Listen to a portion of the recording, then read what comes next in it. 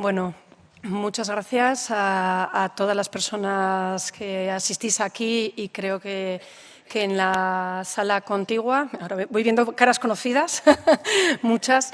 La verdad que cuando me comentaron en el Colegio de Enfermería, pues ahora lo he dicho a varias personas, me han metido en un embolado bastante majo, porque yo creía que iba a ser a menos gente y algo más docente. Pero bueno, pues he intentado hacer una presentación lo más docente posible que os pueda dar unas pistas y unas ideas para nuestro quehacer cotidiano. Como comentaba la compañera, claro, el objeto de mi ponencia es amplísimo, entonces he tratado de seleccionar los aspectos más importantes, de resumirlos, pero seguro que se me quedan cosas pendientes, ya disculparéis, y he revisado varios bibliografías, recursos que os he ido poniendo en las diapositivas. Me han comentado que luego está disponible, porque viene en el link abajo cómo podéis luego acceder, si os interesa, para el día a día cotidiano, para el trabajo y trabajo con familias y con menores. Si no se puede acceder, pues a través del Colegio de Enfermería, ¿no?, les ponéis en contacto y yo os lo hago llegar, no hay ningún problema. Bueno, detrás de este compañero, en realidad me ha hecho un resumen de la ponencia, pero con humor. Yo no tengo el mismo humor, pero va a ser lo mismo, dicho de manera más formal, ¿no? Voy a poner la presentación, tiene 3 partes fundamentales que voy a intentar ajustarme a tiempos. La primera, los cambios sociales y cómo esto repercute en la salud mental de los menores. La segunda parte, voy a hablar de los problemas emergentes, vamos a decir, no sé si más importantes, pero sí los que estamos viendo más, y sobre todo un poquito dedicando más al tema del manejo de ideas de suicidio, que son la parte que me había pedido la organización, y termino al final brevemente y de una manera más rápida, pero para que os hagáis una idea del trabajo que hacemos en infanto-juvenil, el número de datos y un poquito la red de salud mental infanto-juvenil. Bueno, dentro, ahora veo que aunque me he graduado las gafas, no sé si llego a ver hasta allí, pero bueno, intentaré apañarme. Esta parte no la había previsto, si no me giraré. Para empezar, a mí siempre me gusta recordar lo que es el diagnóstico, o sea, la definición de salud mental, porque me parece fundamental en nuestro trabajo. Es más allá de no tener un trastorno. Yo creo que todo el mundo lo sabéis, pero es fundamental en nuestro trabajo diario, porque se trata de un bienestar físico, psicológico y social que nos permita adaptarnos a la vida cotidiana, que nos permita afrontar lo que nos vamos a encontrar, los retos, y llevar una vida lo más adaptada posible. Dentro de los determinantes de la salud mental y en toda la salud tenemos el grupo de los factores de riesgo, que van a ser los indicadores que nos van a llevar a poder presentar un problema u otro, y el grupo de los factores preventivos, que ahí es donde tenemos que potenciar, son las fortalezas que nos vamos a encontrar y a través de las que tenemos más que trabajar con nuestros usuarios, ¿no? Para hablar de los factores de riesgo me ha parecido mejor hacerlo de una manera evolutiva. Antes del nacimiento, principales factores de riesgo, todo lo que tiene que ver con el cuidado del embarazo, por eso tan importante la salud perinatal. Evidentemente, el consumir alcohol, drogas durante el embarazo influye mucho en la evolución posterior que va a tener el menor y que pueda tener problemas. También aquí quería nombrar el tema de las alteraciones genéticas, que también es una parte, bueno, pues que hay mucha investigación y a veces no se detecta, pero realmente vamos viendo cada vez más y hay muchos menores con trastornos, ¿no?, del neurodesarrollo en relación con estos problemas. Los primeros meses de vida son los meses donde se establece el vínculo. Bueno, diría meses, incluso desde la tripa, ¿no?, desde el embarazo. El vínculo, el apego, la relación con la figura materna o paterna, las figuras que tenga de referencia, y aquí viene el concepto de la adversidad temprana. Nos encontramos menores con condición de adoptados, en acogimiento, de familias con desprotección o dificultades, que si no establecen este vínculo y no pueden establecer un entorno seguro, van a tener luego problemas. Estamos hablando que muchas veces se nos olvida cosas, como os digo, desde los primeros días, desde el embarazo y primeros meses, ¿no?, que a veces decimos, no, si vino cuando tenía 2 meses ya, pero el previo también influye. En la infancia es el momento donde se empiezan a desarrollar las habilidades. Aquí los principales factores de riesgo, lógicamente, tener acontecimientos adversos en su entorno, bien sea no familiar o bien escolar. La adolescencia, que es donde más ratico estaré luego hablando, los principales factores de riesgo van a tener que ver con todo lo que pueda, pues consumo de drogas, alcohol, ¿no? Las relaciones que tienen, y aquí es donde vamos a empezar a detectar los primeros síntomas de problemas psicológicos y donde tenemos también una oportunidad de intervenir muy pues fundamental. Y en la edad adulta ya dependerá de cómo ha desarrollado esa persona adulta su vínculo, su entorno seguro y sus habilidades de manejo de las emociones para que pueda o no desarrollar problemas psicológicos. Otra manera de ver los factores de riesgo, no me voy a poner en detalle a cada uno, dependen pues, por las áreas de la vida, ¿no? La familia, la escuela, la comunidad. Y luego otro determinante fundamental en la salud mental, el estigma. Tanto el público, la visión que tiene fuera, ¿no?, de la salud mental, como el propio, el autoestigma. Aquí hay muchísimas campañas y os ponía estas campañas, proyectos, yo creo que se trabaja mucho en este área, y ponía esta fotico de las personas usuarias de la unidad de rehabilitación, que sabéis que cada año, bueno, habrá gente aquí que sabrá, que cada año hacen una presentación de, bueno, pues de creaciones en el Civibox de la Rochapea, ¿no? Y me parecen proyectos muy mágicos y muy interesantes, ¿no?, para un acercamiento. Hablando ya de la evolución de los problemas de salud mental, la edad media de inicio de problemas psicológicos en España, fijaros que estamos hablando de 14 años y medio, o sea, una edad pequeña, ¿no? En la evolución en los últimos años, como veis, desde el 2017 al 2023 ha habido un aumento importante, pasando a un 17,4% de los menores que tienen la percepción de problema psicológico, ¿vale? Y según este estudio de la Fundación IDIS de aproximación a la salud mental en España, el 70% de los trastornos mentales se inician en la infancia. Si cogemos datos de, estos otros son cogidos de la Fundación Española para la Prevención del Suicidio, pues como comentaba antes el compañero, estamos en el ranking en España de muchas cosas, ¿no? Como veis también, del primer país de prevalencia de problemas de salud mental, ¿vale?, dentro de Europa, ¿sí? Y se habla que un 20,8% de los menores, de los adolescentes, tienen problemas. Aquí sí que, según la OMS, el inicio de problemas de salud mental no es tanto de un 70%, sino un poquito menor, pero bueno, sigue siendo muy alto, ¿eh? Un 50% de los problemas de salud mental se empiezan en la infancia, en la adolescencia. ¿Qué ha podido influir en este deterioro de la salud mental? Bueno, este tema se habla mucho, hay muchos foros, es multicausal, evidentemente. Por supuesto, en la adolescencia la baja autoestima está en un momento especialmente vulnerable. El aislamiento, no referido solo a la pandemia, referido al nuevo uso que se hace de las redes sociales, que también hace que han cambiado los patrones de relación, con lo cual son adolescentes que muchas veces están más aislados en sus habitaciones, que se relacionan a través de Internet, mucho uso de tecnología. Y a mí me parece muy importante, que creo que lo estamos viendo todos en nuestro quehacer cotidiano, en nuestro día a día, la tendencia que hay en los últimos años a medicalizar, ¿no?, y a la búsqueda de la atención especializada con problemas que previamente no nos llegaban a salud, que eran manejados de otra manera. Esto tiene que ver con la mala tolerancia que hay a la frustración y al malestar, tanto de menores como de las familias. Y yo diría que este es un tema social, que es un tema que nos abarca a todos, no como sanitarios, como profesionales sanitarios, sino como personas, porque ha habido un cambio sustancial en que hay una muy mala tolerancia o peor tolerancia al manejo de emociones, lo iré nombrando y creo que mis compañeras también ahondarán un poquito en este tema. Peor tolerancia, peor manejo, no se tolera la inmediatez, la frustración y además de este mal manejo, la contención interna individual de la propia persona es menor y hay una individual o de tu entorno, familia, próximos, y entonces hay una mayor búsqueda de lo ponemos fuera. Lo ponemos fuera, que esto es lo que nos está ocurriendo. Yo creo que en salud nos lleva a encontrarnos con situaciones de colapso, ¿no?, de situaciones que previamente no llegarían. Y que hay que pensarlo porque es un tema global. Yo creo que la intervención o la atención tiene que ser general en todos los niveles, empezando por sociedad, como nosotros como personas, sanitarios por supuesto, educación, tema comunitario, social, Entonces, cuando hablamos de los adolescentes, yo diría, en mi experiencia en estos años, y creo que compartida por algunos compañeros o por varios, el trastorno mental grave sigue existiendo, siempre ha existido y existirá.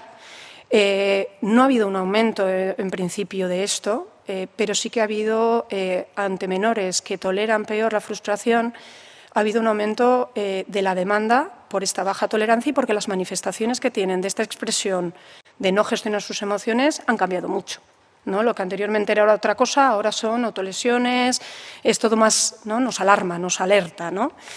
Y ahí pues tenemos que, ahora vamos a pasar un poquito, ver cuáles son las presentaciones que nos encontramos actualmente y cómo podemos nosotros intervenir. Los trastornos de mayor prevalencia en infancia y adolescencia. Según la OMS, como también decía con más humor el compañero, la depresión, ¿no? El primero, que la verdad que lo ha dicho muy bien, y posteriormente la ansiedad. Según la Asociación Española de Psiquiatría, la prevalencia de depresión está en un 10-20%, ¿vale?, de los adolescentes.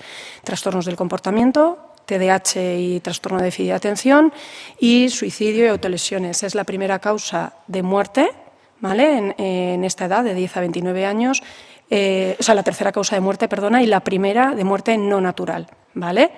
Y los trastornos de conducta alimentario. Si hablamos un poquito de los problemas, fijándonos más en etapas, cambia un poquito en la infancia y en la adolescencia. En la infancia, trastorno del espectro del autismo. Los trastornos del espectro del autismo más graves se detectan desde el primer momento de vida, pero a veces nos encontramos, y cada vez más, con rasgos de trastorno del espectro del autismo que el diagnóstico nos hace hasta que son más mayorcitos, ¿vale? Hasta el comienzo de la preadolescencia y adolescencia, porque ahí se hace más patente sus dificultades en la comunicación social, que es cuando más tienen que socializar. Previamente, pues mira, en el patio del colegio puedes tener uno al lado, pero juegas, más bien compartes, ¿no?, espacio, pero en la adolescencia empiezas ya a vincular y a relacionarte, ¿no? Sí que, no sé si voy a saber luego volver, bueno, luego os lo enseño, igual, bueno. Hay unos protocolos que creo que conoceréis, que son interdepartamentales de detección, ¿vale?, diagnóstico e intervención en trastorno espectro del autismo, que ahí os pongo los links si queréis, pero que viene cómo intervenir desde cada una de las áreas, ¿vale? Luego, trastornos del vínculo. Aquí vuelvo a enganchar con el concepto de adversidad temprana que comentaba previamente. Menores que han tenido una situación familiar compleja o que no han podido desarrollar ese apego seguro van a tener muchos problemas en el desarrollo emocional.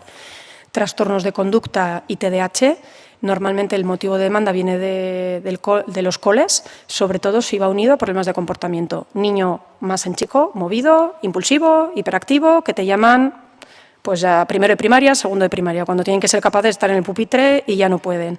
Hay otro perfil que es más de problemas atencionales, que no se detecta hasta más mayores, normalmente cuando pasan a la segunda etapa educativa, pues a partir de sexto de primaria o primero o segundo de la ESO. Esto es más frecuente a veces en niñas, porque son niñas que pasan desapercibidas, ¿no?, hasta que empiezan la exigencia académica es mayor.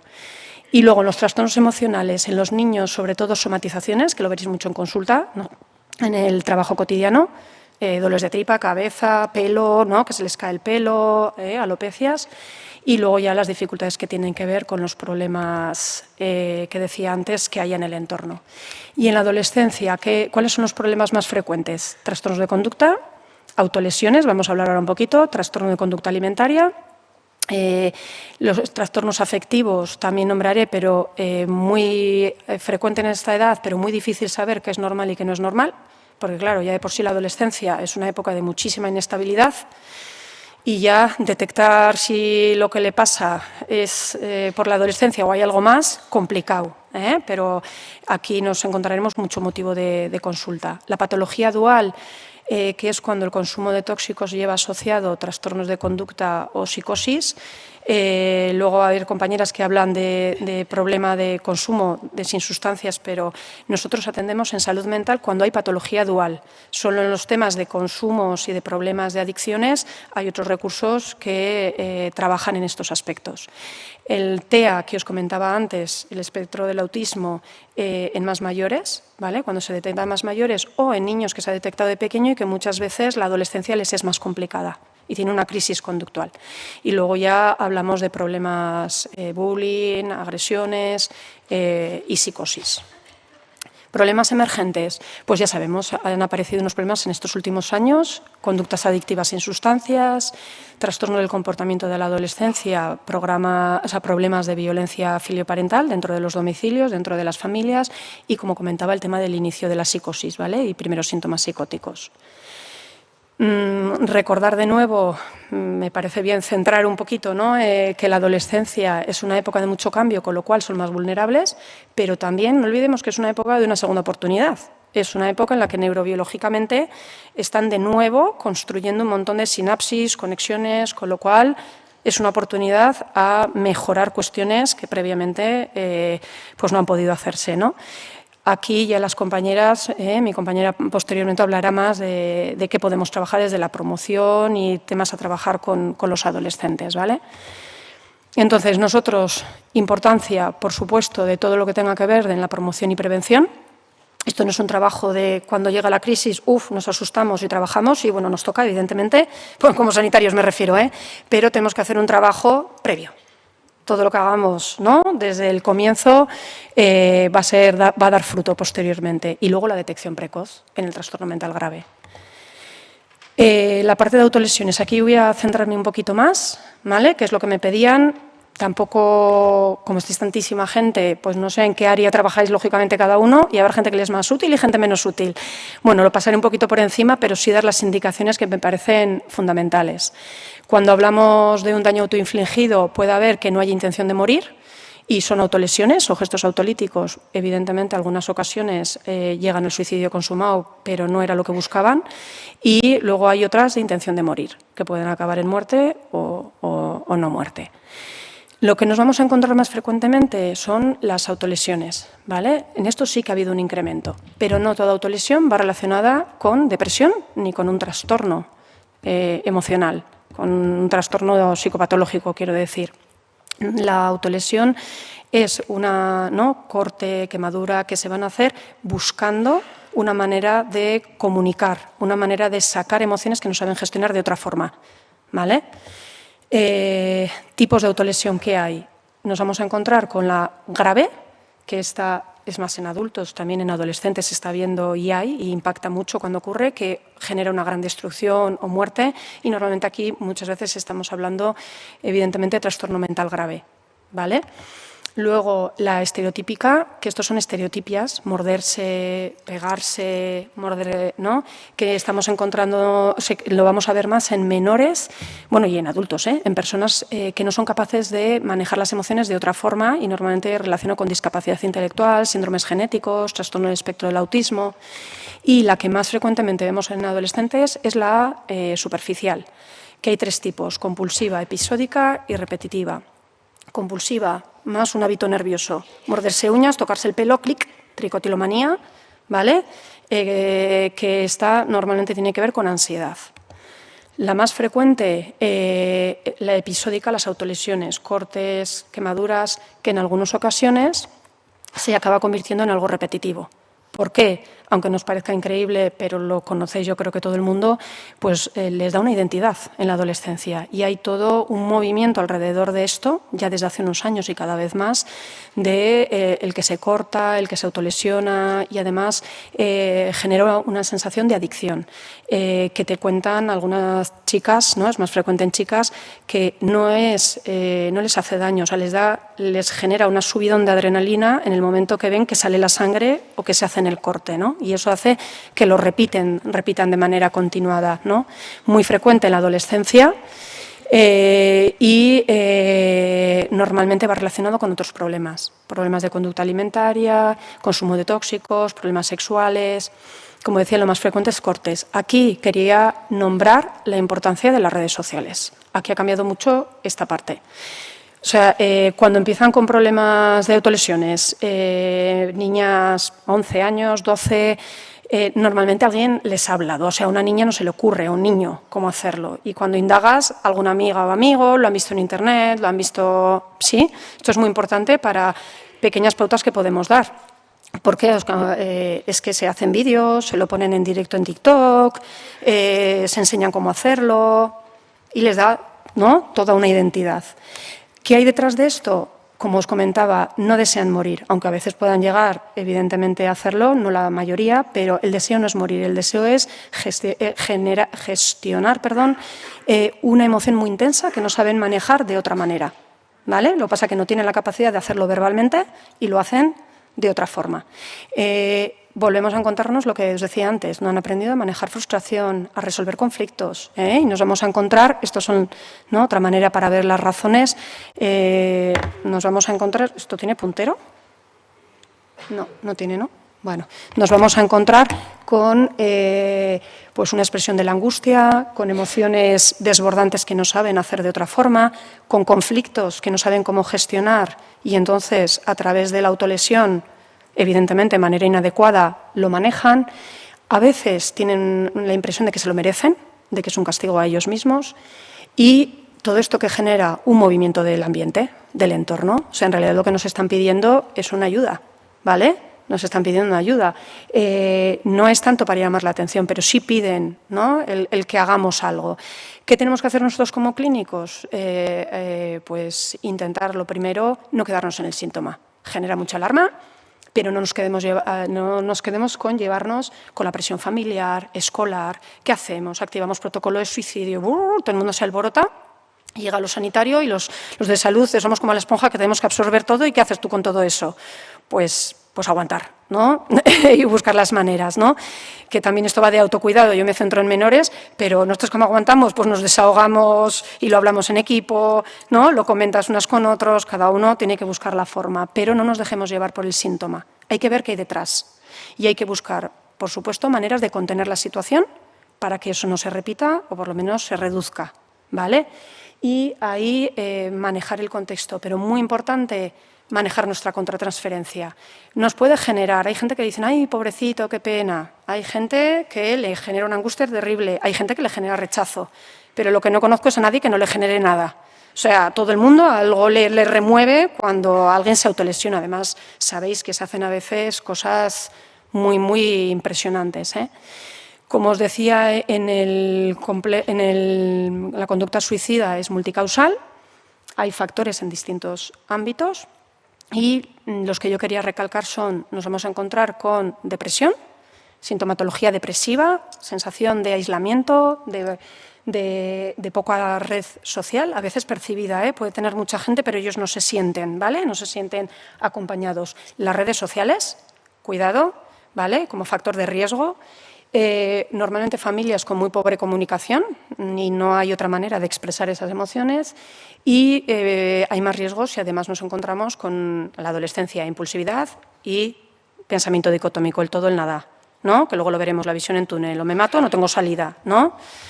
¿Y qué va a ser el desencadenante? Es decir, ¿cuál es la gota que colma el vaso? ¿Cuál es el interruptor que, ¡pum!, que hace que hagan algo? Pues volvemos a la desesperanza, a la sensación de aislamiento o soledad. Os lo remarco porque son los puntos donde igual más podemos, ¿no?, luego intervenir. Fenómenos de acoso, redes sociales, sensación de haber vivido rechazo, abuso de sustancias porque desinhibe, descontrola, cuando decía antes el compañero, incluidos las benzos, y de repente me compro un reloj de no sé cuánto, ¡wow!, y hago, ¿no? Y el efecto llamada, cuidado en adolescentes. Esto está muy cuidado. Yo creo que en Navarra ya sabéis que hay una comisión que trabaja cuando hay conductas suicidas y suicidios, pero no salen los medios de comunicación. Lo que pasa es que lo que hagamos los adultos, ellos normalmente se enteran los primeros y lamentablemente primero nos enteramos a través de las redes sociales que de la prensa o de la comunicación, pero cuidado, ¿vale?, el efecto contagio. ¿Dónde podemos intervenir nosotros? En esta parte. Vamos a intervenir en la desesperanza, vamos a intervenir en las familias y al menor. Fuera redes sociales, eso habrá que supervisar, habrá que quitar. Es que es complicado, es muy complicado. Una chiquita en consulta me decía una vez, un día, ahora que estoy intentando controlarlo, Clara, haciendo un esfuerzo, es que, ya sabéis cómo funciona Instagram, ¿no?, TikTok, es que me pongo a ver otros y ¡pim!, ¡pim!, me van saliendo vídeos de cómo cortarme. O sea, el algoritmo este que tiene, claro, pues hay que ayudarles. A lo mejor tienen que quitar la cuenta, poner otra, ¿no? Es realmente importante. Y el aislamiento social. Tendremos que ayudarles a encontrar una red de apoyo, ¿vale? Vuelvo a insistir que todo esto en el momento agudo, pero previamente todo lo que sean factores de protección, favorecer resiliencia, resolución de conflictos, manejo de emociones, va a proteger. ¿Qué patología hay detrás? En las chicas más depresión, inhibición, en los chicos más conductas impulsivas, abuso de tóxicos, aunque esto está cambiando también, ¿eh? También hay muchas chicas con tema de consumos, también, ¿eh? Esto va variando un poquito. Un niño en la infancia que hace una conducta suicida es la respuesta a un malestar, pero normalmente porque no entiende la consecuencia que eso tiene. Aquí ya no me voy a meter en evolutiva, pero sí que sabemos todos que el concepto de irreversibilidad de la muerte, los niños lo alcanzan más mayorcitas, 9, 10 años, entonces a veces no saben a dónde van a llegar, ¿vale? Es duro, pero se dan suicidios en niños tan pequeñitos. Y en la adolescencia normalmente es una emoción muy intensa que no saben manejar de otra manera. ¿Qué nos encontramos? Para resumir, una persona que tiene muy bajo autoconcepto, con esa sensación de desesperanza, de yo no puedo, visión en túnel, no veo alternativa y la única alternativa es el descanso. Me lo ven como un poco el alivio idealizado, ¿no? Ahí, porque diréis, pues vaya, ¿no? ¿Qué podemos hacer? Pues está esta ambivalencia, está esta balanza y ahí es donde vamos a tener que intervenir. El factor de riesgo, pero el factor que le va a enganchar a la vida, que le va a anclar a la vida. Entonces, ¿cuál es nuestra intervención? Primero, recordamos que son adolescentes. Ahora veía una familia al principio, antes de venir aquí, por otro tema, ¿eh? Pero me decían, es que habla también la hija que se nos olvida que es una niña. Y digo, sí, sí, habla como si tuviera 16, pero emocionalmente funciona como si tuviera 3. Entonces, no te pongas a hablar con ella, ¿no? Actúa, ¿no? Porque los adolescentes parece que hablan mucho, que son muy adultos, pero tienen tendencia a la actuación, con lo cual tenemos que ser directivos, tenemos que manejar. Siempre sin que parezca que lo hacemos, claro, de una manera sutil, ¿vale? Y acordaros que la adolescencia es muy cambiante. También, para bien o para mal, la percepción que tienen del tiempo es alternativa. O todo tiene que ser muy rápido, o se les pasa el tiempo, que pueden estar ahí en el baño hora y media, 2 horas, y no, ¿no? Pero esto nos obliga a reevaluaciones periódicas, porque lo que en un momento puede ser muy crítico, al día siguiente se ha pasado, o al revés, ¿vale? Perdón. Entonces, ¿qué vamos a hacer? Contener, romper el silencio, pero desde una contención, ¿vale? No vamos a intentar, o sea, lo que no tenemos que hacer es generar situaciones de alarma exageradas. Cuidado, esta parte es fundamental. Contenemos, damos seguridad, hacemos un plan, pero vamos a ver bien las cosas antes de alarmar. La alarma lo único que hace es bloquear y empeorar la manera de actuar.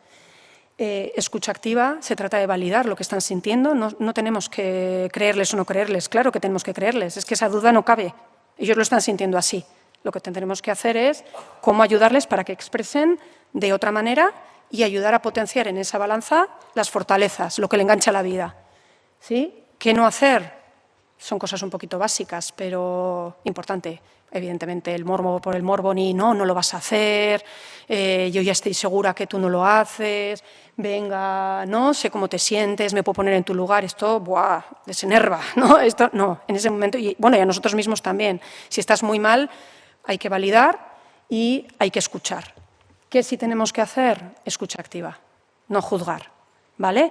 Y desde ahí vamos a preguntar sobre la idea suicida, sobre la gradación de la idea suicida y hacer un plan de contención, pero siempre lo suficientemente no directivo para que no parezca que vamos en contra de, ¿no?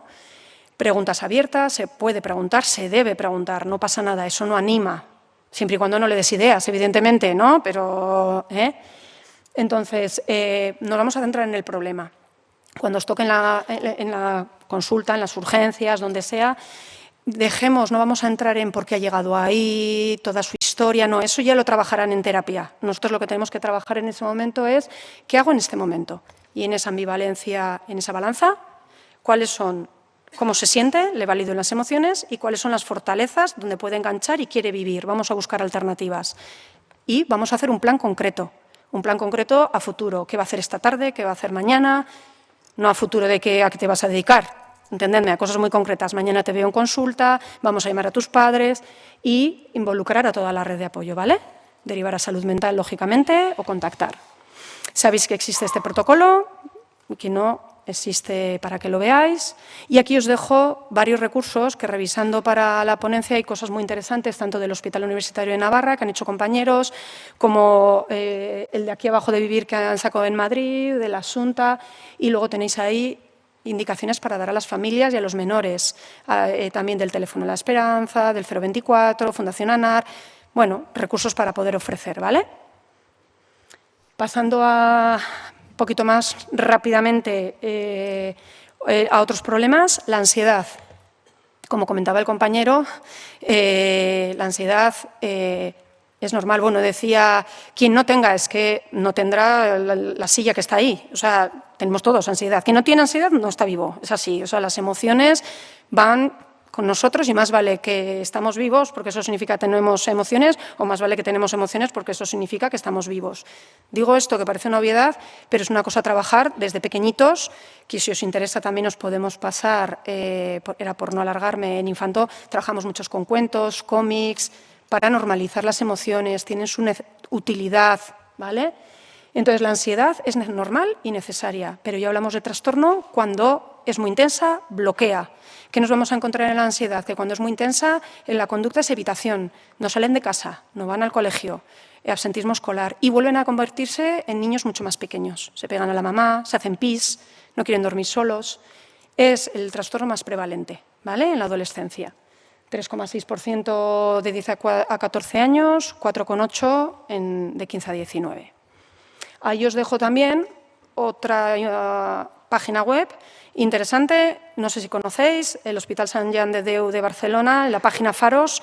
Hay un montón de documentación súper chula, interesante, hay uno de toda la adolescencia, pero encontraréis información de casi todo lo que tiene que ver con menores, que se puede dar a familias, para nosotros mismos, está francamente bien. Si hablamos de aspectos emocionales, como os decía, lo primero, la adolescencia es un caos emocional, batiburrillo emocional. Entonces, ¿qué es normal o no es normal? Bueno, difícil, pero ya hablaremos, bueno, como no vuelvo a decir que la tristeza es necesaria, esto me parece importante también, como he dicho, de las otras emociones, porque en la parte también de promoción y prevención, una cosa que a mí me parece muy importante es ayudar desde pequeñitos a entender la pérdida que hay más grandes y menos grandes. Me cambio de cole a las más grandes, he perdido un familiar, a manejarlo los niños. Esto se evita, pero los duelos están en el orden del día nuestro, la tristeza, y si no les enseñamos a manejarlo desde pequeños, nos encontraremos luego en la adolescencia, ¿no?, que esto generará problemas muy graves, ¿no? ¿Cuándo hablamos ya de depresión? Cuando ya es muy intenso y afecta la vida cotidiana. Importante, los niños y adolescentes no es la depresión del adulto. No van a llorar, no te van a decir que están tristes normalmente. Más bien, conductual, irritabilidad, altibajos conductuales. Es la depresión enmascarada, ¿vale? Tienen una manifestación más hacia consumo de tóxicos, violencia. En niños, muy frecuente con somatizaciones, dolores de cabeza, ¿vale?, tripas, ¿sí? Y en adolescentes sí que pueden empezar a hablar de pensamientos negativos y aquí es más frecuente las autolesiones, ¿vale?, o los problemas de conducta. Como os digo, lo más frecuente es que la depresión vaya unida a comorbilidad, ¿sí? Y ya veis ahí la prevalencia que hay, ¿eh? Me parecía importante nombrar esta cuestión, que el DSM-5 ha cambiado, que no aparece el trastorno bipolar, aquí no se diagnostica. Yo es que el tema de las etiquetas me da mucho miedo. Y en infanto-juvenil creo que tendemos a evitar etiquetas. Sé que nos calma, pero es muy fácil poner y muy difícil quitar. Y entonces aquí yo creo que no se hacía mucho el diagnóstico, pero en Estados Unidos el diagnóstico de trastorno bipolar no era infrecuente en menores, niños pequeños. Entonces el DSM-5 ha cambiado a poner este síndrome de disregulación emocional, que es algo, bueno, que según cómo evolucione puede desaparecer, ¿vale? Importante. En trastorno de conducta alimentaria no voy a entrar a qué significa porque no nos da tiempo, ¿vale? Ya lo conocemos y está aumentando de nuevo la incidencia, ¿sí?, en niñas más pequeñas, niños también, pero más frecuente en chicas.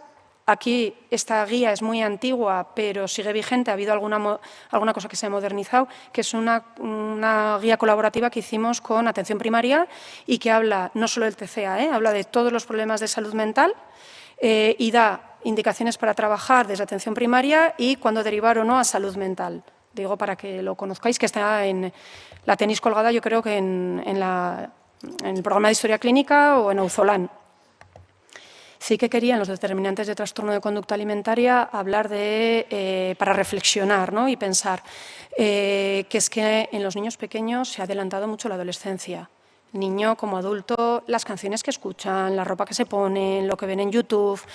Entonces, lo que tenemos que intentar es no corramos, cada uno en su momento, pero que no vivan lo que no les toca por edad, porque esto va a ser otra vez factor de riesgo, ¿vale? Y en la adolescencia, claro, nos encontramos en un momento donde la imagen es muy importante, la mirada de los demás es muy importante, están construyendo su identidad con muchísimos cambios corporales, no sé, ellos mismos a veces ni se ven, no se conocen. La idealización de la belleza, según la cultura, se busca la delgadez o se busca la gordura. Esto también, aquí lo más frecuente es la delgadez, pero según el entorno cultural con el que trabajéis, hay unos u otros. Y, sobre todo, redes sociales. Claro, nos encontramos con unos chicos y chicas que estamos en la cultura de la cáscara, del envase, lo exterior.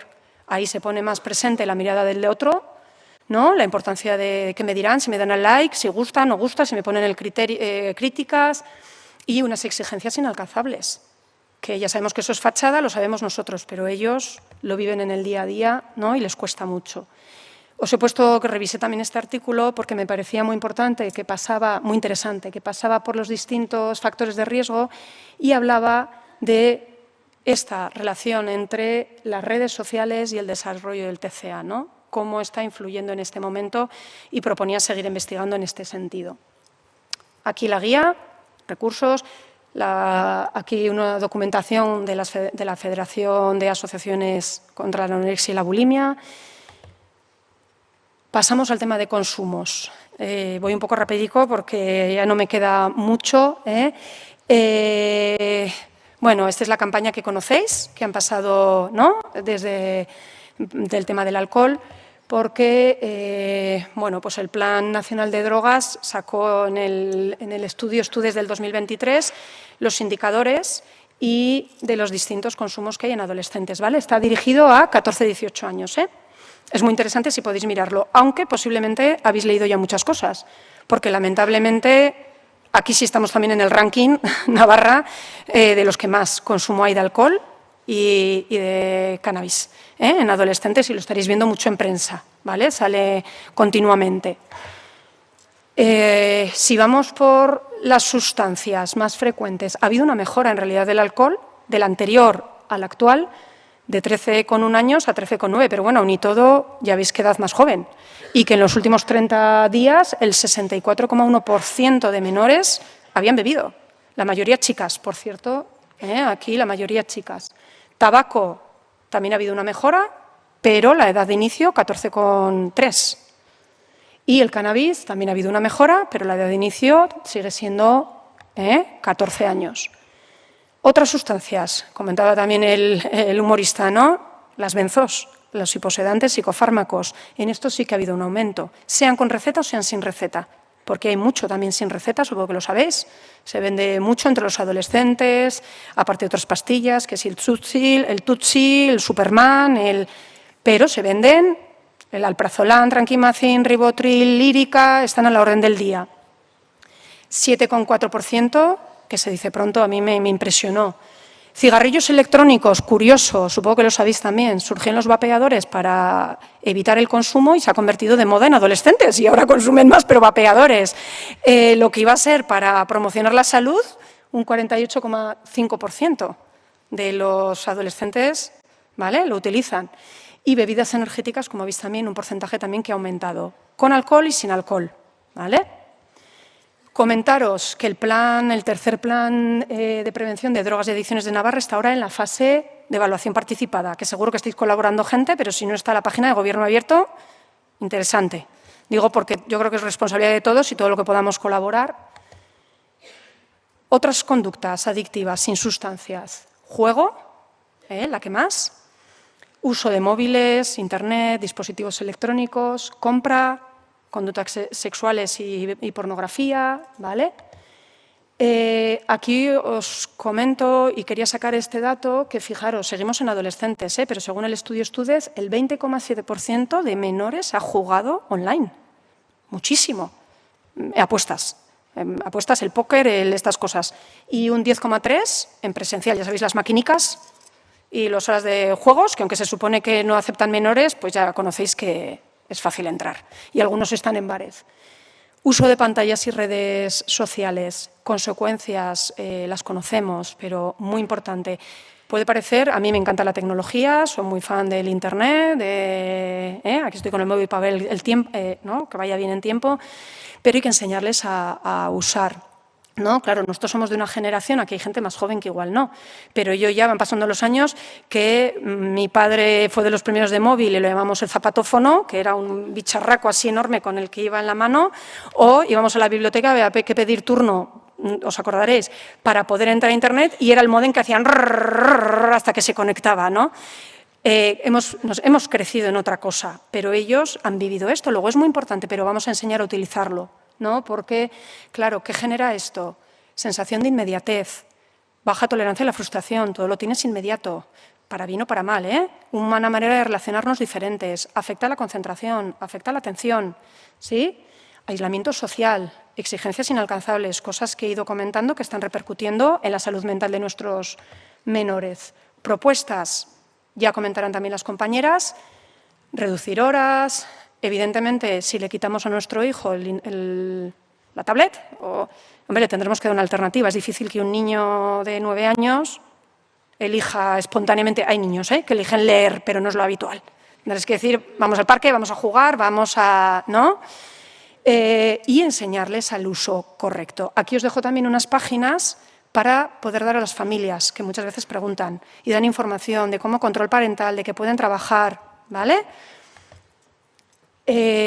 Pornografía, solo quería nombraros porque leí este artículo y me parece impactante que lo conoceréis, cómo ha aumentado el uso de pornografía en España. El primer contacto, 10,4 años. Consumo regular, 14 años en niños, 16 en niñas. Y que hayan usado con 16 años ya de manera que hayan buscado pornografía, estamos hablando de un 97,3% en chicos y un 78,3% en chicas. Con esa cabeza que estamos hablando, que les cuesta manejar emociones, tolerar frustración, claro, que nos encontramos, tienen una vivencia de la sexualidad muy incorrecta, muy agresiva, aparte de las expectativas que creen que lo que se ve ahí es lo real, pero estamos viendo manera de relacionarse entre ellos de una manera agresor, sumiso, ¿no? Preocupante. Esto está relacionado también con que se ha puesto de moda dar el móvil con el comienzo de la comunión o los 9-10 años, ¿no? Y ya sabéis que han salido distintas campañas para retrasar el uso del móvil, pero bueno, todo va relacionado. Aquí también en estos autores dan unos libros para poder dar a las familias para trabajar el buen uso, ¿vale?, de contenidos pornográficos, ¿sí?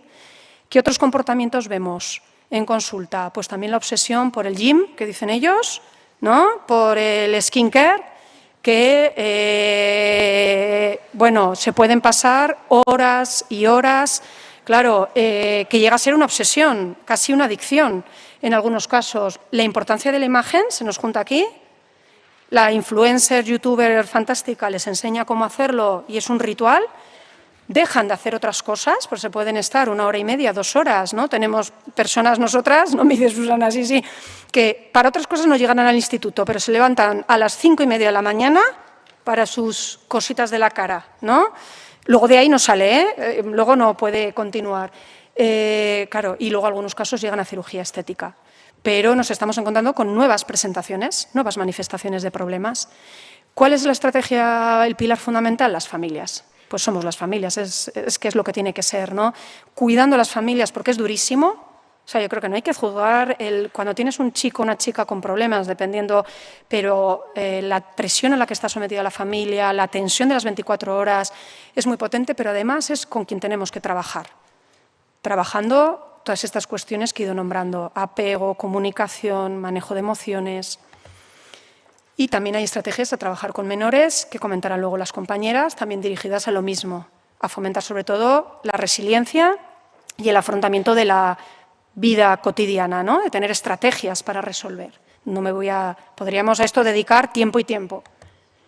Y hay recursos que luego una compañera hablará, Suspertu, Antox, en Navarra, para problema de consumos de tóxicos y consumos, adicciones sin pantallas, ¿vale? Bueno, tengo que ir terminando, entonces el final lo voy a hacer, ¡shum! Como os lo dejo aquí muy rapidico, también muy importante que os decía, esto es global, es general, tenemos que potenciar recursos comunitarios. Hay cosas muy interesantes de Escuela de Familias, todas las asociaciones que tenemos, que agradecerles también todo el trabajazo que hacen complementario, asociaciones para todos los problemas que hay, que más vale, porque desde salud no llegamos a todo. Esta guía de recursos que crearon unas compañeras, muy interesante. Y para menores también, grupos para trabajar emociones, la página de la bienestar emocional, que no sé si la conocéis, donde pueden acceder los menores, y todo lo que sea potenciar actividades lúdicos, sociales, deportivas, ¿vale? Y ya para terminar, lo voy a pasar muy rápido, que es el final, pero me parecía importante, una foto de cuál es nuestro trabajo y nuestro quehacer cotidiano, porque cada uno sabemos normalmente lo nuestro en nuestro despacho y no lo de alrededor, ¿no? Salud mental infanto-juvenil, tenemos como 4 grupos, lo comunitario, que son las consultas, los CSMs, Centros de Salud Mental, los servicios de día, hospitales de día, la hospitalización, agudos, unidad de media estancia, y luego ya está los residenciales. En infantil tenemos lo mismo, área de Pamplona se llama Actividad Zubieta, Estella tiene en el CSM Estella y Tudela. Hospital de día también se llama Natividad Zubieta, estamos en la Chantrea, y la unidad de hospitalización psiquiátrica. Nuestra derivación siempre a través de atención primaria, de salud, ¿vale? Nunca de otras maneras, siempre a través de vosotros. Y ya para que veáis datos, menores atendidos en Pamplona, como veis, estamos en unos 4.000 al año. Estamos hablando de volúmenes. En Estella ha habido un aumento y 366 en el último año. Tudela, 650. Primeras consultas, hubo una bajada ahí con la pandemia, luego un repunte y ahora estamos en unas 1.600, ¿vale? Se están haciendo 23.000 consultas al año. O sea, por eso, cuidado, cuidemos también los recursos que tenemos, porque se dice pronto. Estella y Tudela, pues como veis también, Estella ha habido una pequeña bajada porque han tenido problemas y no tenían profesional. La falta de profesionales, han estado tiempo sin profesional de infanto-juvenil, ¿vale? Sin psicóloga propia, porque no hay sustitutos. Y en Tudela también ya veis que estamos hablando de 2.000 consultas al año, o sea que volúmenes importantes. Bueno, esto ya sabéis que las atenciones son mayores en hombres y ya para terminar, esto sí que ya lo último, los grandes diagnósticos que vemos. Son los esperados, los ha comentado el compañero también, con un inciso que hago yo. Bueno, el otros ya aplazados son porque están en evaluación o porque no se rellenó la ficha, ¿vale? El más grande, trastorno de comportamientos y emociones, incluye muchas cosas, entre ellas también TDAH, ¿vale? Trastorno de conducta. El grupo de factores es primer diagnóstico que influyen en el estado de salud, es decir, no tienen patología primaria, sino que el problema es que el entorno social o familiar no es el más adecuado. Estamos hablando de un 21% de lo que atendemos, ¿vale? Luego, trastorno del espectro del autismo, lógicamente es un porcentaje alto porque tiene que ser un diagnóstico clínico, con lo cual somos centro de referencia para hacer ese diagnóstico. Posteriormente, ansiedad, trastornos neuróticos y trastornos somáticos, que son TCAs. El año pasado prácticamente lo mismo, con la diferencia de que ha habido en el 2023 un aumento en los Z, en los factores que influyen. Bueno, esto ha sido ahí metido, pero muchas gracias. Cualquier cosa podéis contactar conmigo.